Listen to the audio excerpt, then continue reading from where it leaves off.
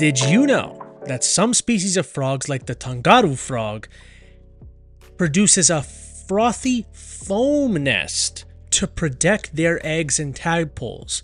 While it's technically not breast milk, this foam contains nourishing proteins and enzymes that help sustain that developing tadpoles and shield them from predators and environmental hazard. It's pretty fascinating how frogs can take care of their young. What's up, everyone? Welcome to another episode of the Strength Classroom. Today I'm showing you an example of a heavier lower body workout, and I'm just warming up my hips. Next time I'm going to go a bit lower when I do this warm up. I just wanted to show you, this is an example of just some things that I do before my actual workout. I don't feel like setting up a camera and showing you all the prep work, and it doesn't take that long. It takes about 5 to 10 minutes, and it pays off in the long run. So like I always say with jumps, you always have to, I landed right on my ass there, so funny. You always have to give it 100%, no matter how high. You can't chicken out, because on a jump, when you chicken out, it's not like putting down a barbell. You have to go all in. So just warming up here. This is considered a warm up for me. I think these are 32-inch. And as you can see, I'm still doing this weird open leg. I still don't have 100% confidence in myself this morning. You gotta pick up your legs and just have confidence. That's the key with jumps. Jumps are like true dynamic work, but they're on the lower end of the spectrum because the weight is always going to be light, right? So it's an example, I guess, of power on the strength speed continuum. And I like the fact that it's also like a plyometric. A lot of people are like, plyometric is a jump. Well, no, plyometrics are like repeated jumps. So here I land and I instantly have to gather up all my force and have another explosive jump. You'll see there are so many different variations that you can use for this. It's you can do triple jumps, you can jump laterally and then jump forward. Just the possibilities are endless. I kind of hate that term, but when it comes to jumps, the possibilities truly are endless. So basically what I do, I'll set this up, I'll do about 3 sets, and I'll just make sure that I'm getting enough rest in between sets, make sure I'm getting enough rest in between reps. Normally, because I'm not doing something super strenuous and they're not super high, like they're not max distance or max height jumps, typically just a slow walk back to the beginning is enough. So here we have 3.5-inch deficit deadlifts, taking just a small break from the Zerchers off pins.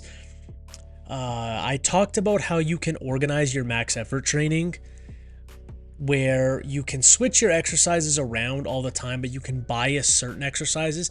So definitely for right now, I've been focusing on Zerchers off pins.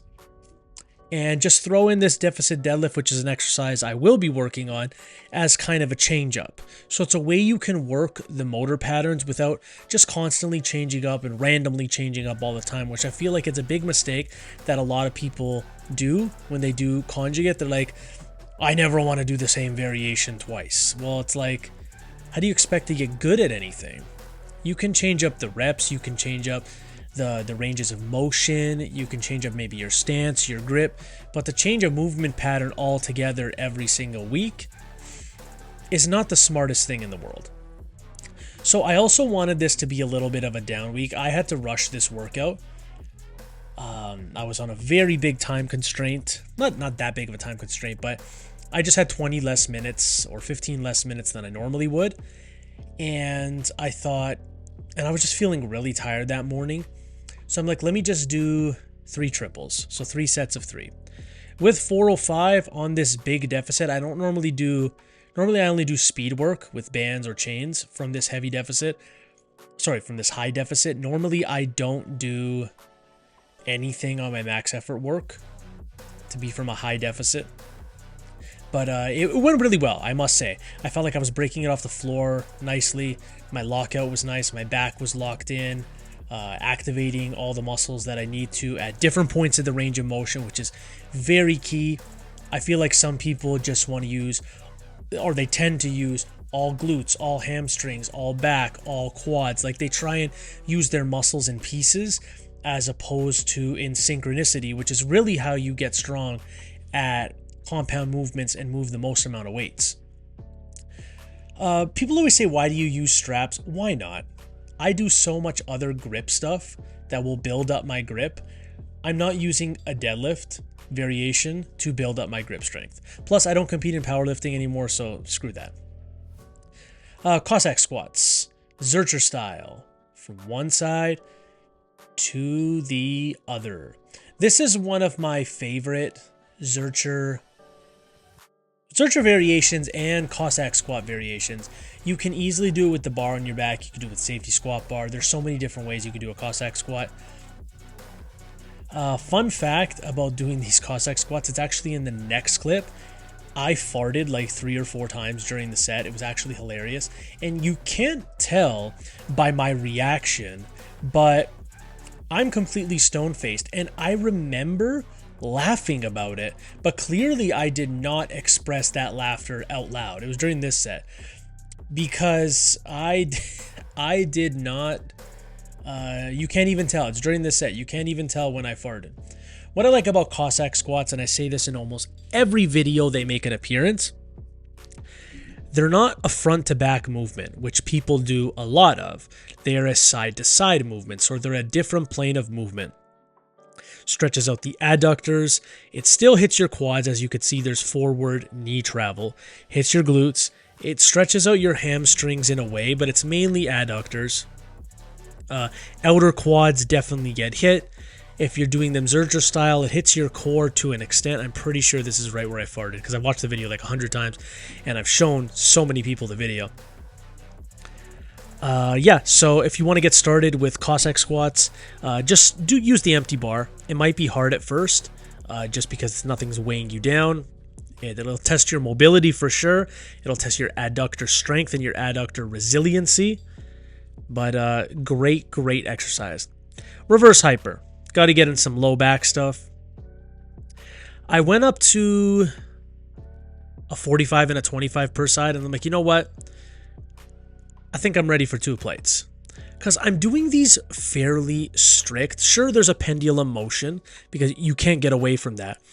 But if you notice my first rep, I'm always able to do the first range of motion. And that's a telltale sign of a weight that you are okay with using. You're strong enough to getting it up there.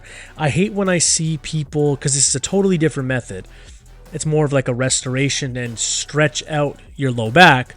But I hate it when I see like someone's first rep, they'll have like 5 plates aside on it. And their first rep moves like 3 inches and they're just basically getting the pendulum going. That's kind of going to do nothing for your lower back strength. But it's going to do a lot for stretching out your lower back. So those are just some calf raises you don't really need to know. Not rocket science. Now, I just wanted to start off with continue the theme last week of upper back movements every workout, like upper back and traps. You'll notice that stops midway through this week, just due to the fact that I have other weaknesses and I don't need to keep hammering my upper back.